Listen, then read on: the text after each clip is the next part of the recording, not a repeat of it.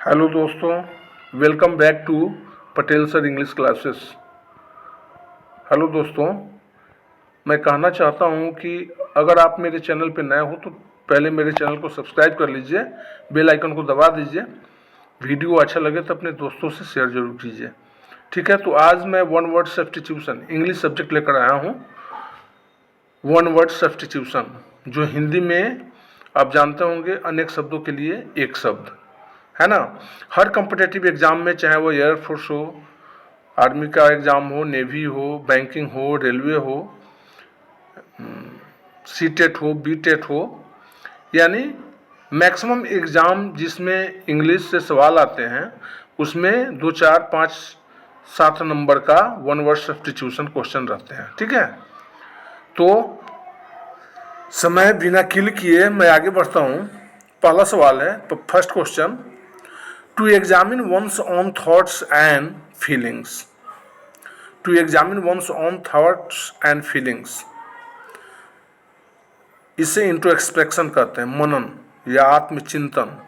वैसे हिंदी मीनिंग भी मैं लिख चुका हूँ, लेकिन बेटर होगा कि इंग्लिश टू इंग्लिश आप है ना याद रखें। ठीक है, आगे बढ़ते हैं। दूसरा प्रश्न, a short usually amusing a story about some real persons और इवेंट।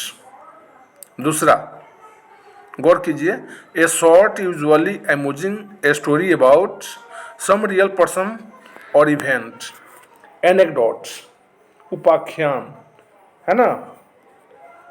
तीसरा क्वेश्चन है, woman who offers the use of her body for sexual intercourse to anyone who will pay for this. तो हम सब जानते हैं वैसी महिलाओं को क्या कहते हैं, प्रोस्टिट्यूट कहते हैं, वेश्या कहते हैं। ठीक है, आगे बढ़ते हैं। Life history of a person written by another. तो आप शायद जानते हैं, the life history of a person written by himself is called an autobiography. But when the book life history of a person written by another, जो किसी का जीवनी कोई और व्यक्ति लिखता है तो उसे हम क्या कहते हैं, बायोग्राफी कहते हैं। स्वयं अपना जीवनी लिखने वाले को ऑटोबायोग्राफी कहते हैं, है ना, ऑटोबायोग्राफर, और उस किताब को ऑटोबायोग्राफी कहते हैं। और जो आपका जीवनी कोई दूसरा लिखे तो उसे हम क्या कहते हैं, बायोग्राफी कहते हैं। ठीक है, आगे बढ़ते हैं। Custom of having many wifes, अधिक पत्नियों को रखने की जो प्रथा है, सिस्टम है, रिवाज है, उसे हम क्या कहते हैं, पोलीगैमी कहते हैं। क्या कहते हैं, पोलीगैमी। ठीक, आगे देखिए, ए person who does not believe in any religion, वैसा व्यक्ति जिसे किसी भी धर्म में विश्वास नहीं हो, वैसे लोगों को हम पैगन कहते हैं। क्या कहते हैं इंग्लिश में, pagan. A person who does not believe in any religion is called pagan. Next question, seventh, bringing about gentle and painless death from incurable disease. Incurable means होता है असाध्य रोग। Incurable disease means असाध्य रोग, वैसी बीमारी जो ठीक होने वाला नहीं है, उसको incurable disease कहते हैं। ठीक है, तो bringing about gentle and painless death from incurable disease, यानी असाध्य रोगों से मरने के कगार तक पहुंचना, तो उसे हम क्या कहते हैं, यूथैनेसिया कहते हैं। आंसर इसका डी होगा, यूथैनेसिया। ठीक है, आगे देखते हैं। A man of lax moral, question number 8, a man of lax moral is called licentious, व्याभिचारी या लंपट जिसको कहते हैं। वैसे हिंदी मीनिंग भी मैं लिख चुका हूं। A man of lax moral is called licentious. Next question 9, a small enclosure, enclosure means घेरा होता है, फॉर कैटल, मवेशी के लिए, सीप, भेड़ों के लिए, एंड पोल्ट्री, पोल्ट्री जैसे मुर्गा पालन हुआ, इटीसी। तो इसको हम क्या कहते हैं, पेन कहते हैं। क्या कहते हैं, पेन, PEN। पेन का 2 अर्थ होता है, पेन मीन्स कलम, और पेन मीन्स मवेशियों का बेड़ा भी होता है, बाड़ा या बेड़ा को। अगला प्रश्न है, to cause troops etc to spread out in readiness for battle, ये यूडीसी 1995 में भी पूछा है ना। आगे इधर भी कई एग्जामों में यह आया है। बहुत इंपॉर्टेंट वन वर्ड सब्स्टिट्यूशन आपके सामने मैं रख रहा हूँ, जरा गौर कीजिएगा, ध्यान जरूर दीजिएगा, इसे याद कर लीजिएगा। बार बार वीडियो चलाकर भी देखकर याद कर सकते हैं या सेव भी कर सकते हैं, ठीक है, या कॉपी कलम लेकर आप आसानी से लिख भी सकते हैं। To cause troops etc to spread out in readiness for battle is called deploy. पंक्ति में खड़ा होना, है ना। 11 question number 11, one who forcibly seizes माने पकड़ना, कंट्रोल ऑफ ए बस और एन एयरक्राफ्ट, ये तो शायद जानते होंगे आप।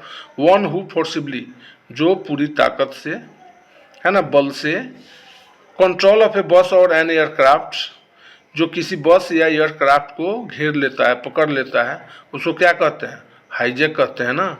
तो हाईजैकर होगा, यानी 11 का आंसर सी होगा, ठीक है।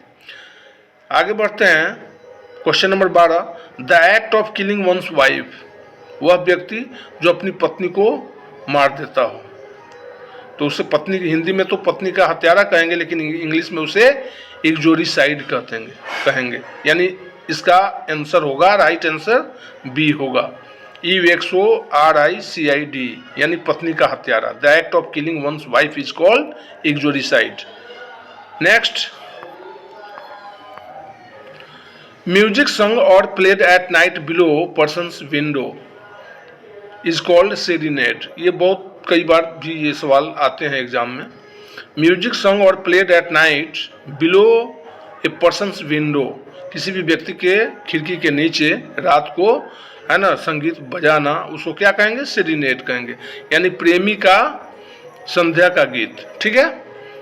नेक्स्ट क्वेश्चन है 14, a government by the nobles is called aristocracy, है ना, कुलीन का शासन। ये गवर्नमेंट बाय द नोबल्स, प्रधान के द्वारा जो शासन किया जाता है उसको एरिस्टोक्रेसी कहते हैं, ठीक। Next question 15, anything written in a letter after it is signed, कुछ लिखकर जो नीचे दस्तखत किया जाता है उसको हम क्या कहेंगे? पोस्ट स्क्रिप्ट, अनुलेख, यानी 15 का सही उत्तर, सही जवाब सी होगा, ठीक है। Next question 16, a strong and settled dislike between two persons, जो आपस में दो व्यक्तियों के बीच आपस में मतभेद हो उसको हम क्या कहेंगे? एंटीपैथी कहते हैं। क्या कहते हैं? एंटीपैथी, यानी प्रश्न संख्या 16 का सही जवाब सी होगा, एंटीपैथी, ठीक है, आपके सामने है स्क्रीन पे। नेक्स्ट क्वेश्चन है, a person who has no money to pay off his debts, वह व्यक्ति जिसके पास कर्ज चुकाने के पैसे नहीं हो उसे हम क्या कहेंगे? इंसॉल्वेंट। क्या कहेंगे इंग्लिश में? Insolvent. A person who has no money to pay off his डेब्ट, डेब्ट मीन्स कर्ज, ऋण, चुकाने के पैसे जिसके पास नहीं हो, इसको, उस व्यक्ति को इंसॉल्वेंट कहा जाता है, ठीक है। Next question 18, an entertainer who performs difficult physical action, Acrobat, answer इसका डी होगा। जो रस्सी पर दिखाता है ना, चल के वो आता है गांव गांव घूमकर, जो रस्सी पर दिखाता है उसको एक्रोबैट कहते हैं, ठीक है, करतब दिखाने वाला। क्वेश्चन नंबर, प्रश्न संख्या 19, a small houses with all rooms on one floor is called bungalow, क्या कहेंगे इसको? बंगला कहते हैं, हिंदी में, इंग्लिश में बेंगलो लिखते हैं, ठीक है। तो 19 का सही जवाब ए होगा। Question number 20, a song embodying religious and sacred emotion, sacred माने पवित्र होता है, रिलीजियस मीन्स धार्मिक होता है। A song embodying religious and sacred emotions, जिसे धार्मिक और पवित्र, है ना, इमोशंस पैदा करता हो, उसको हम क्या करते हैं? हाइमन, भजन। वैसा गीत जो धार्मिक हो, रिलीजियस हो और सेक्रेड हो, उसको हाइमन कहते हैं, HYMN। हाइमन मीन्स भजन, यानी 20 का सही जवाब सी होगा। नेक्स्ट क्वेश्चन, अगला प्रश्न 21, the policy of extending a country's empire in an influence the policy of extending a control, है ना, of empire and influence is called 21st। ये जरा आप लोग सोच कर बताइए क्या होगा इसका जवाब 21 का, 21 का, है ना, इंपेरियलिज्म होगा। ठीक है, आगे बढ़ते हैं। Question number 22, government by a single person, government by a single person, उसको ऑटोक्रेसी कहते हैं, निरंकुश शासन कहते हैं। ठीक है, हिंदी में, यानी 22 का सही उत्तर बी होगा। 23, next question, practice of married women having extra marital relationship, शादीशुदा जो महिलाएं होती है जो एक्स्ट्रा किसी से संबंध बनाती है ना, वैसी महिला को एडल्ट्री कहते हैं। क्या कहते हैं? एडल्ट्री। ठीक है, अब एडल्ट्री मीन्स क्या होगा? तो वायोलेशन ऑफ मैरिज बेड, जो शादी वाली बिस्तर का जो उल्लंघन करता है, अपमान करता है, उसको एडल्ट्री कहते हैं। समझ गए? नेक्स्ट क्वेश्चन है, a workman who fits and repairs pipes, जिसको प्लम्बर कहते हैं। A workman who fits and repairs pipe is called a plumber, यानी 24 का सही जवाब सी होगा।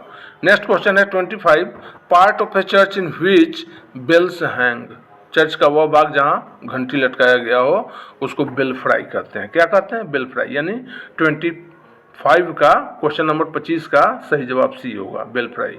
ठीक है, आगे है फिलेटेलिस्ट, शायद ये भी जानते होंगे, ये बहुत बड़ा इंपॉर्टेंट सवाल है जो कई कॉम्पिटिटिव एग्जाम में पूछे गए हैं। Philatelist, one who collects postage stamps, वह व्यक्ति जो है ना डाक टिकट इकट्ठा करता हो, जो जिसे बहुत शौक है, पुराना डाक टिकट इकट्ठा करके रखना शौक है ना, तो वैसे व्यक्ति को फिलेटेलिस्ट कहते हैं। क्या कहते हैं? Philatelist, one who collects postage stamps.